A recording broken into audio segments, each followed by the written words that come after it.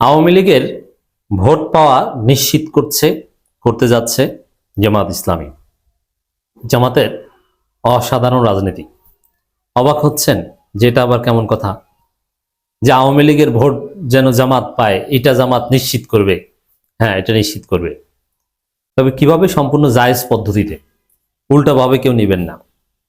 আওয়ামী লীগের যারা এদেশের ভোটার, যাদের এনআইডি আছে, যারা ফৌজদারি অপরাধে অভিযুক্ত নন, যারা মামলার আসামি নন, এরকম লক্ষ লক্ষ আওয়ামী লীগ আছে, অস্বীকার করার সুযোগ আছে, যারা যুগ যুগ ধরে জন্মগতভাবে নৌকায় ভোট দিতেন, কিন্তু তাদের নৌকা পালিয়েছে, নৌকার মালিক পালিয়েছে, নৌকা ডুবে গেছে। আমি কিন্তু আওয়ামী লীগের অপরাধী নেতাদের কথা বলছি না, আওয়ামী লীগের সাধারণ ভোটারদের কথা বলছি। সাধারণ হিন্দু ভোটার, মুসলমানদেরও অনেকে যুগ যুগ ধরে আওয়ামী লীগে ভোট দিতেন। আওয়ামী লীগ তাদের আবেগ, গণহত্যা করতো আর যা করতো তাদের বিবেক কাজ করতো না, আবেগে হলো তারা নৌকাকে ভোট দিত। এরকম একটা ক্লাস আছে। এখন এরকম ক্লাস থাকলেও আপনি তো তাদেরকে ভোট দেওয়া থেকে বিরত রাখতে পারবেন না। আওয়ামী লীগের নেতাদের প্রার্থী হওয়া থেকে আমরা বিরত রাখবো, কিন্তু সাধারণ আওয়ামী লীগের ভোটাররা ভোট দিবেন। এই জন্য আওয়ামী লীগের ভোটারদের ভোটের প্রতি সবার আগ্রহ আছে। কিন্তু মজার বিষয়, এই ভোট জামাত পাবে এবং এই ভোট পেতে, এই ভোট নিশ্চিত করতে জামাত অসাধারণ রাজনীতি করছে। সেটাই আজকে দেখাবো জামাত কি রাজনীতি করছে।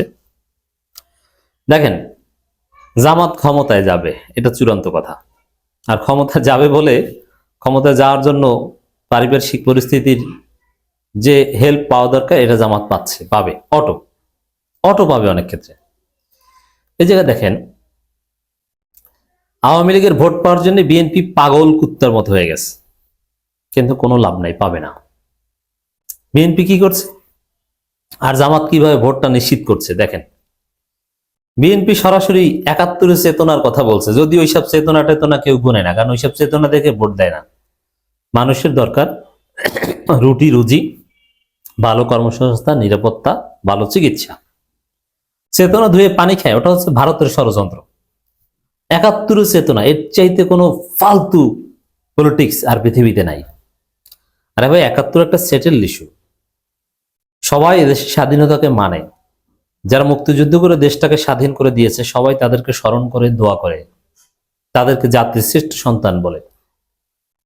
এই বাংলাদেশকে আর কোনোদিন পাকিস্তান বানানো সম্ভব নয়। পাকিস্তান বাংলাদেশকে স্বাধীন রাষ্ট্র হিসেবে স্বীকৃতি দিয়েছে। পাকিস্তানের সাথে বাংলাদেশের বাইলেটারাল রিলেশন চলছে, বিভিন্ন ব্যবসা বাণিজ্য আছে, দ্যাটস ইট, শেষ। ৭১ চেতনা আবার কি? দেশ স্বাধীন হয়ে গেছে, এই অতএব পৃথিবীর কোথাও নাই যে একটা দেশ স্বাধীন হয়ে গেছে ওই স্বাধীনতার ঘটনাকে পুঁজি করে রাজনীতি করে। এটা রাজনীতির কোনো উপাদানই না। আর বিশেষ করে ৫ আগস্ট ৭১ চেতনার রাজনীতি করার দিন একেবারে শেষ করে দিয়েছে। বিএনপি এই অপ্রয়োজনীয়, অযাচিত, ফালতু জিনিস নিয়ে রাজনীতি শুরু করেছে। বিএনপি ভেবেছিল যে ৭১ চেতনার কথা বললে আওয়ামী লীগের লোকজন মনে হয় তাদেরকে ভোট দিবে। এটা ফালতু চিন্তা। ৭১ চেতনা বলতে কিছু নেই, ওটা একদম বোগাস একটা জিনিস। নাম্বার ওয়ান, মুক্তিযোদ্ধারা তারা শ্রদ্ধার পাত্র, সব সরকার তাদেরকে শ্রদ্ধা করে। মুক্তিযোদ্ধাদের সবচেয়ে বেশি রেসপেক্ট করে জামাত ইসলামী। মুক্তিযোদ্ধা সন্তানদের বৃত্তি দেয়। মুক্তিযোদ্ধাদেরকে জামাত অন্তরে অন্তঃস্থল থেকে শ্রদ্ধা করে। কোনো হীনমন্যতা নাই, দিস ইজ ফাইনাল কথা। এবং অনেক মুক্তিযোদ্ধা জামাত করে, জামাতের নেতাদের মধ্যে মুক্তিযোদ্ধা আছে। মুক্তিযোদ্ধার সন্তানরা শিবিরের সাবেক কেন্দ্রীয় সভাপতি থেকে শুরু করে এমপি ক্যান্ডিডেট অনেক আছে। আমিরে জামাত নিজে শহীদ মুক্তিযোদ্ধা পরিবারের সন্তান। এরপরে আর কোনো কথা আছে? নাই। তো দর্শক, এই জায়গায় বিএনপি আওয়ামী লীগের ভোট পেতে চেতনা ব্যবসা শুরু করেছে, যেটা ফালতু। আবার আওয়ামী লীগের ভোট পেতে হুজুরদের রাজাকার বলা শুরু করেছে, ভেবেছিল যে হুজুরদের রাজাকার বলে আওয়ামী লীগের ভোট পাবো, এটাও ফালতু। আবার ভেবেছিল যে ভারতের দালালি করলে মনে হয় আওয়ামী লীগের ভোট পাবো, তাও ফালতু। আওয়ামী লীগের ভারতের দালালি করলে কেউ ভোট দিবে না। এরপরে ভেবেছিল যে হুজুরদের মৌলবাদী বললে মনে হয় আওয়ামী লীগের ভোট পাবো।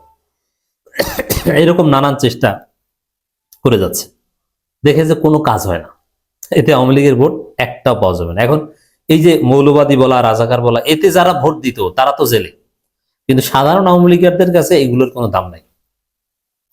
এরপরে বিএনপি দেখলো যে এতে তো কাজ হলো না, তাহলে কি করা যায় আওয়ামী লীগের ভোট পেতে? সরাসরি মির্জা ফখরুল বলল যে বিএনপি ক্ষমতা হলে আওয়ামী লীগের বিরুদ্ধে কোনো মামলা টামলা থাকবে না, এগুলো সব উঠিয়ে নেব। আবার বললো যে নৌকার লোকজন আপনাদের ভয় নাই, ধানের শীষ পাশে আছে। কিন্তু দেখা গেল এটা কেউ বিশ্বাস করে না। কেন বিশ্বাস করে না? 5 আগস্টের পর আওয়ামী লীগের লোকজনের ব্যবসা প্রতিষ্ঠান দখল করেছে, মাছের ঘের, চিংড়ি ঘের, দোকানপাট দখল করেছে বিএনপি। যত হয়রানিমূলক মামলা, মিথ্যা মামলা সব দিয়েছে বিএনপি। যত চাঁদাবাজি আওয়ামী লীগের লোকজনের থেকে করেছে, আওয়ামী লীগের লোকজন গার্লফ্রেন্ড ভাগিয়ে নেওয়া সব করেছে বিএনপি। এ কারণে আওয়ামী লীগের লোকজন কখনো বিশ্বাস করে না যে বিএনপি মামলা উঠিয়ে নেবে। তারা জানে বিএনপি চাঁদাবাজ, মামলা উঠানোর নাম করে লক্ষ লক্ষ টাকা নিবে, এই জন্য তাদেরকে বিশ্বাস করে না। এখন বিএনপি এই কাজ করতে যে আওয়ামী লীগের ভোট পাওয়া তো দূরের কথা, বিএনপি নিজেদের ভোট হারাচ্ছে। আর জামাত কি করছে? আওয়ামী লীগের ভোটটা নিশ্চিত করতে কিচ্ছু করা দরকার নেই, ভদ্র রাজনীতি। আওয়ামী লীগ আর যে হোক, আইন নিজের হাতে তুলে নেওয়া যাবে না, জামাতের 1 নম্বর পলিসি। হ্যাঁ, জামাত সত্য মামলা করবে, আওয়ামী লীগের যেই হোক কোনো অপরাধী ছাড় পাবে না। জামাত এই বিষয়ে স্ট্রিক্ট, কারণ জুলাই পক্ষের শক্তির ভোট পেতে হলে আওয়ামী লীগের অন্যায়ের সাথে আপোষ করা যাবে না। আর জামাত তো জুলাই নেতৃত্ব দানকারী সংগঠন, নাম্বার 1। দ্বিতীয় হচ্ছে, আওয়ামী লীগের ভোট পেতে সাধারণ আওয়ামী লীগেরদের জামাত কারো বিরুদ্ধে কোনো মিথ্যা মামলা দেয় নাই, এবং আওয়ামী লীগের ব্যবসা বাণিজ্য, মাছের ঘের, চিংড়ি ঘেরও দখল করতে যায় নাই, তাদের কাছে চাঁদাবাজি করতে যায় নাই। বরং গরিব, নিরীহ, হিন্দু, আওয়ামী লীগ একসময় নৌকায় ভোট দিত, তাদের কাছে জামাত সহযোগিতা নিয়ে গেছে, তাদের মন্দির পাহারা দিয়েছে, তারা জামাতের প্রতি ইমপ্রেসড হয়েছে। এটা হচ্ছে আওয়ামী লীগের ভোট জামাতের বাক্সে কিভাবে আসলো, এটা হচ্ছে মেকানিজম। ক্লিয়ার? দালালি করা লাগে না, সঠিক রাজনীতি করেও আওয়ামী লীগের ভোট আপনি পেতে পারেন। এরপরে আর একটা জায়গা থাকে আওয়ামী লীগের ভোটটা নিশ্চিত করতে, সেটা হচ্ছে যে যদি দেখা যায় যে আওয়ামী লীগ তো নির্বাচনে অংশগ্রহণ করতে পারছে না, কিন্তু জাতীয় পার্টি বা প্রো আওয়ামী লীগ কেউ দাঁড়িয়ে গেল, তখন আবার আওয়ামী লীগের ওই লোকজন ওই প্রো আওয়ামী লীগ দলকেই ভোট দিবে, কারণ ওরা তো আওয়ামী লীগ। আমি বলছি না যে এরা দুধের দোয়া ভালো, কিন্তু তাদের ভোটের গুরুত্ব আছে। এইটা হচ্ছে আসল সমস্যা। এই জন্য জাতীয় পার্টির মূল ভরসা এটা, যে জাতীয় পার্টি দাঁড়াতে পারলে আওয়ামী লীগের ভোট তারা পাবে। এবং ডেফিনেটলি জাতীয় পার্টি, আওয়ামী লীগ জানে যে তারা নির্বাচন বানচাল করতে পারবে না, জাতীয় পার্টি দাঁড়াতে পারলে আওয়ামী লীগের লোকজন জাতীয় পার্টিকেই ভোট দিতে বলবে, তাহলে আর জামাত আওয়ামী লীগের ভোট পেল না। কিন্তু এই জায়গায় আবার জামাত সিরিয়াস। খবর, জাতীয় পার্টি নিষিদ্ধের সিদ্ধান্ত অনড় জামাত মাওলানা আব্দুল হালিম।